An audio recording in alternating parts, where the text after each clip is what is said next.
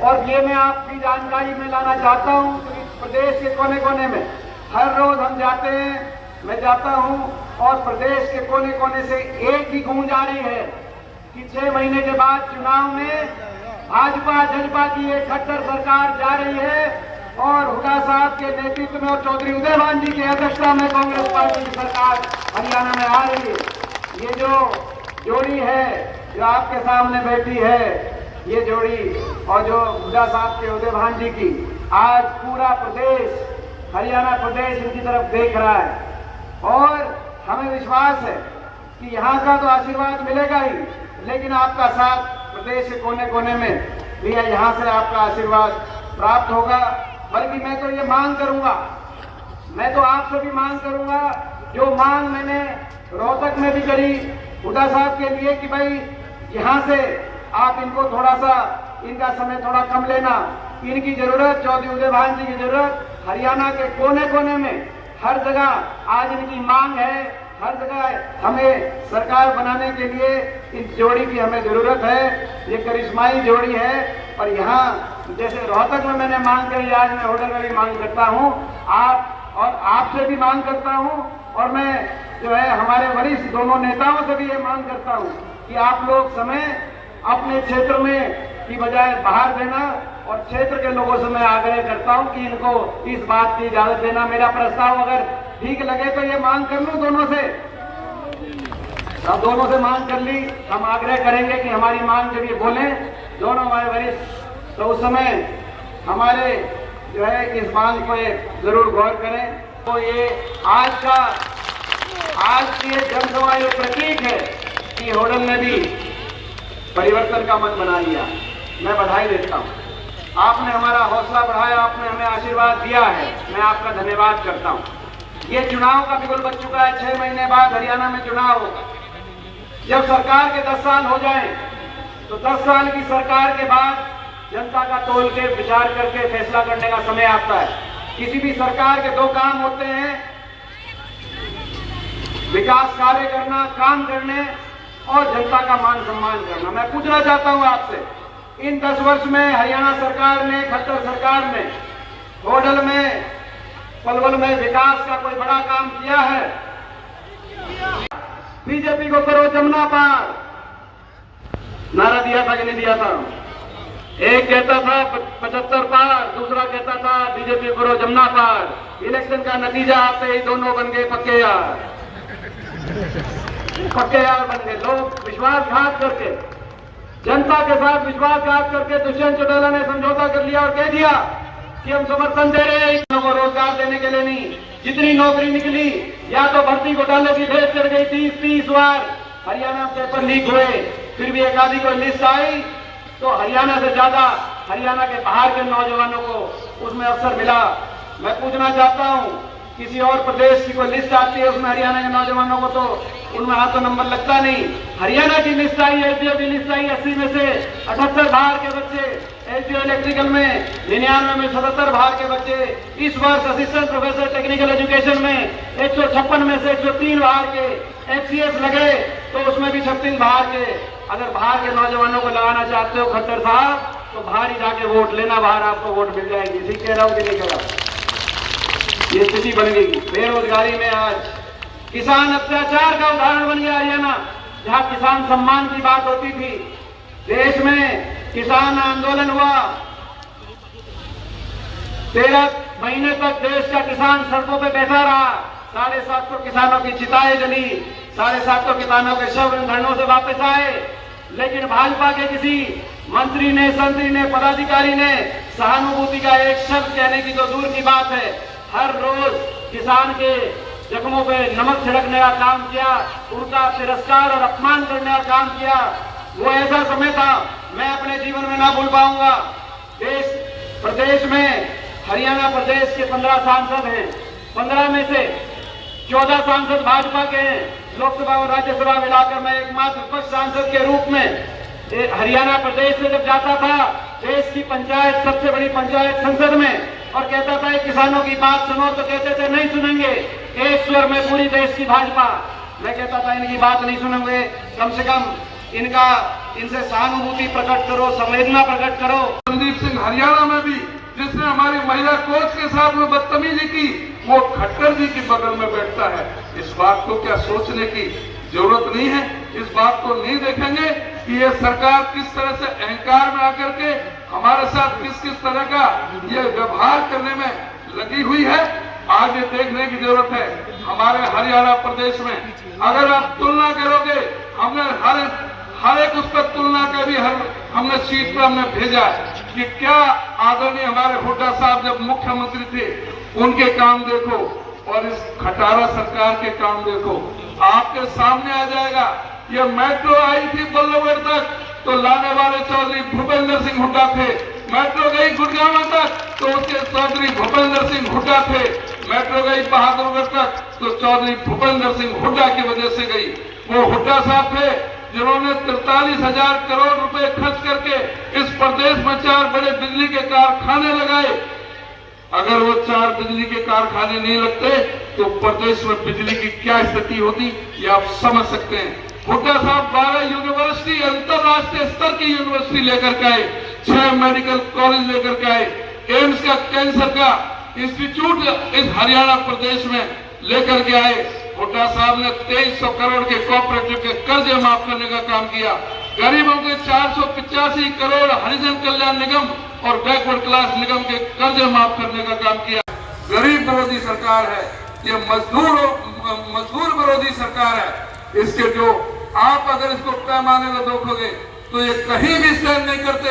हरियाणा के अंदर, हमारे इस जिले के अंदर फरीदाबाद का बता दिया, चाहे वो बदरपुर का पुल हो, चाहे ईएसआई का मेडिकल कॉलेज हो, चाहे वाईएमसी का यूनिवर्सिटी हो, चाहे ग्रेटर फरीदाबाद हो, और चाहे पलवल के अंदर जो विशाल जो मिनी सेक्रेटरीट बनाया, जो जुडिशियल कॉम्प्लेक्स बनाया, पलवल के अंदर डॉक्टर अम्बेडकर जी के नाम से कॉलेज बनाने का काम किया। होडल में मिनी सेक्रेटरीट बनाया, होडल में जुडिशियल कॉम्प्लेक्स बनाया, होडल में अमीर होता जा रहा है, गरीब गरीब होता जा रहा है, किसान मजदूर गरीब होता जा रहा है। ये तकलीफ हमारे को।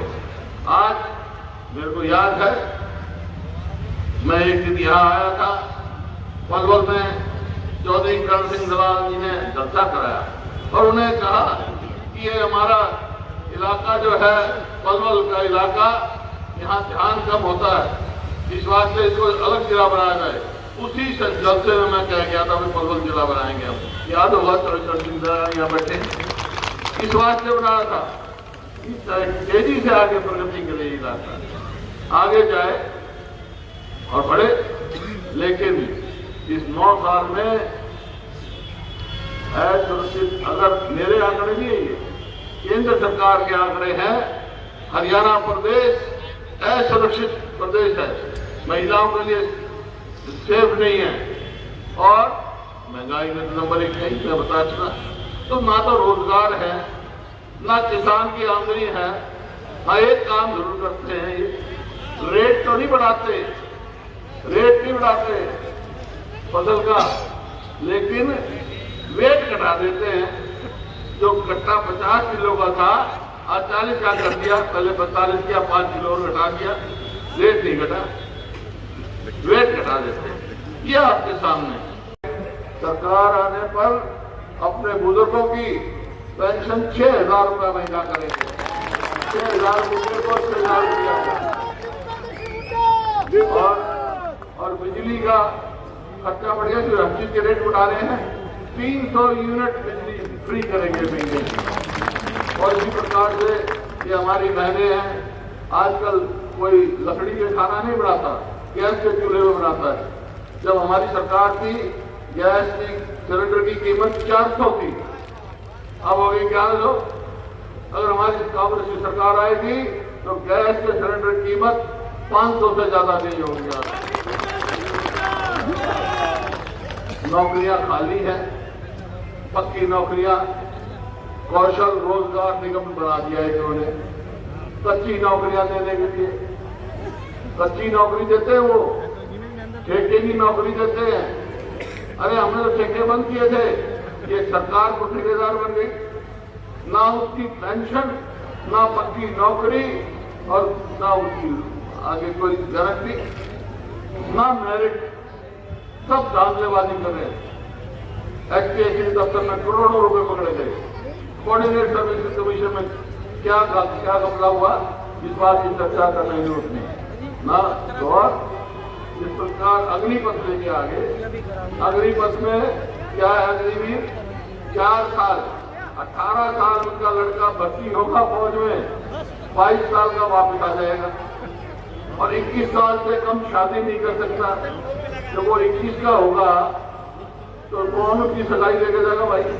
पहले तो फौज में भर्ती होते सगाई लेके चलाएगा, तब पेंशन मिलेगी, बच्चे पढ़ेंगे, रिटायर होगा, 22 का तो वापस आ जाएगा, तो लड़के कौन उसकी सगाई करेगा? ये परिस्थिति की गाँव में मजाक किया जा रहा है युवकों से। तो भाई हमारी सरकार आएगी तो 2 लाख पक्की नौकरी खाली है, उन लोग नौकरियां लगाएंगे 2 लाख बच्चों की, और जो बच्चे हैं उनको पक्का करेंगे। और बहुत सारे तो सफाई कर्मचारी अब तक बच्चे हैं 10-10 साल से, 12-12 साल से, ये आपके सामने है। ये जो इन्होंने स्कीम बंद कर दी 100 गज की प्लॉट, 3,82,000 दिए थे। इनकी सरकार को 10 साल होने को हो गए, 9 साल से ऊपर हो गए, सारे बैठे हैं। भाई एक आदमी को इन्होंने 100 गज का प्लॉट दिया हो तो गांव का नाम और आदमी का नाम बता दो। इस साल में हमने 3,82,000 दिए, पीने के पानी के लिए 10 लाख 500 लीटर की टंकी दी, और टंकी के फिट करने के लिए 51 रुपए दिए।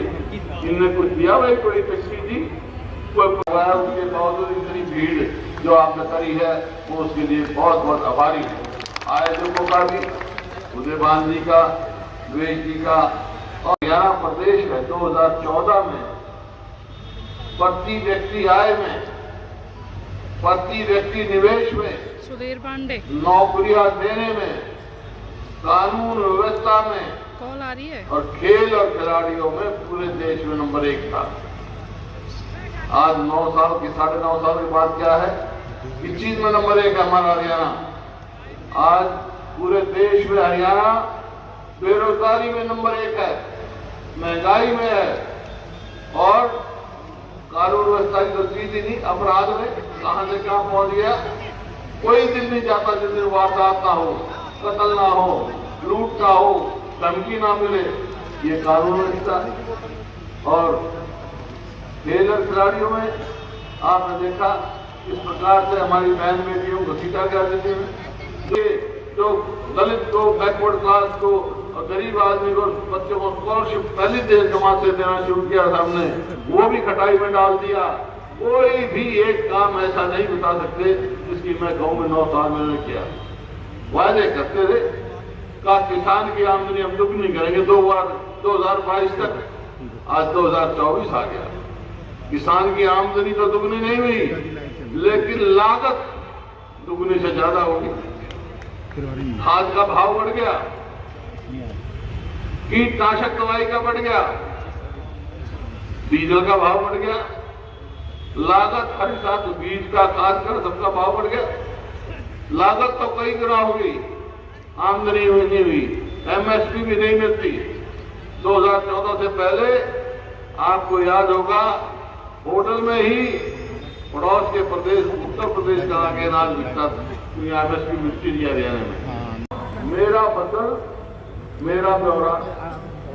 अरे किसान का फसल तो खेत में आई पड़ी है, दाने निकले हुए हैं, ऊपर से राम गरज रहा है, लेकिन अपनी जिनस लेके डिजास्टर मंडी में जब तक वो उसका नंबर नहीं आएगा, तीसरे में राम गरज जाएगा, उसकी फसल खराब हो जाएगी। तो ये काम, तो ये आपके सामने है। अब आप जाएंगे, जैसे उदयभान जी ने कहा घर घर जाएंगे तो आपसे पूछेंगे लोग। मैं 2 बात आखिर में कहूंगा आपको, आपसे पूछेंगे भाई ठीक है 2014 तक हरियाणा नंबर 1 था, अब पिछड़ गया, अब कांग्रेस की आएगी सरकार तो आप क्या करोगे? तो भाई मैं बता रहा हूं हम क्या करेंगे, लिख लो आप। जो हम कहते हैं वो करते हैं, पहले भी ऐसी क्या जो कहा। तो क्रीमी लेयर भाई जो है 6 लाख से बढ़ाकर 10 लाख करेंगे हम, ताकि सबको इस बात का लाभ पहुंचे। और गरीब आदमी का, हर गरीब आदमी का पीला कार्ड होगा हमारे हरियाणा में, ये आपके सामने। और खिलाड़ियों का जो हमारी पॉलिसी थी बदलाव पद पाओ, वही फिर से शुरू करेंगे। ये काम हमने करने और बहुत सारे काम हैं जो हमने करने, वो मैनिफेस्टो होगा वो हम करेंगे। लेकिन एक काम मैं आपको भी कह रहा हूँ, वो आपको करना है हमारे लिए। क्या? यहाँ से उदयभान जी है हमारे, अब मेरे को उदयभान जी की पूरे हरियाणा में जरूरत है भाई, सरकार बनानी है तो, ठीक है ना। और पूरे हरियाणा में जरूरत है तो भाई यहाँ से तो आपसे इजाजत लेनी पड़ेगी। उदयभान जी को कह दो कि तेरा चुनाव हम लड़ेंगे, तो हरियाणा में हमारे केंद्र मंजूर है ये बात? हाथ खड़े करके बता दो मंजूर है भाई। उदयभान जी को मैं अपने साथ ही रखूंगा पूरे हरियाणा में, ठीक है ना। इनका चुनाव आपने लड़ना है, ठीक है। और भाई आखिरी बात ये है, इस सरकार से टक्कर लेने का मेरा मन हो रहा है। इस टक्कर लेने में मेरा साथ दोगे, मंजूर है इजाजत दे दोगे? हाथ खड़े करके उतारो, साथ देंगे। बहुत बहुत धन्यवाद। जय हिंद।